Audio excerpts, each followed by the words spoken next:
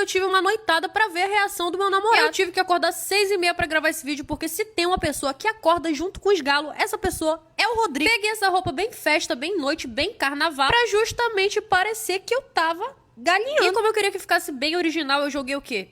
Eu joguei cachaça na minha roupa. Meu Deus, gente! Como que tem gente que gosta desse cheiro de álcool? Meu Deus! Como eu disse, a intenção era que ele acordasse, olhasse pra mim e não entendesse nada. Então eu fiz só uma maquiagem pra aparecer, né? Que tinha uma maquiagem ali. Gente, é a primeira vez que eu me maquiei pra ficar feia. Taquei o pretão no olho, borrei todo pra parecer que eu tava ali de ressaca. Taquei o brilho ali, me caguei todo. Já tá na merda, né, gente? É só dar descarga. Agora fique com essa diva da ressaca. How you doing, young lady? The feeling that you're giving really.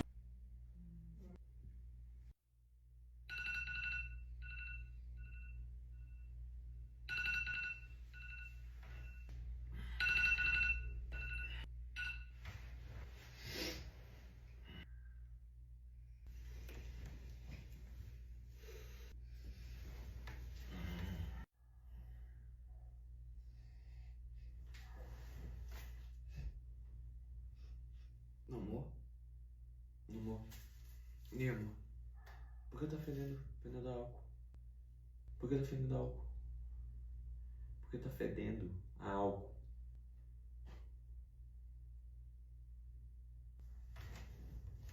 Por que tu tá toda brilhosa? Onde tu tava de noite?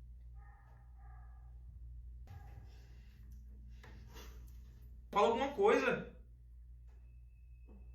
Sair por aí, pela vida.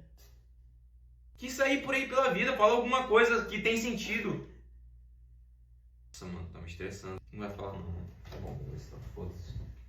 Essa merda.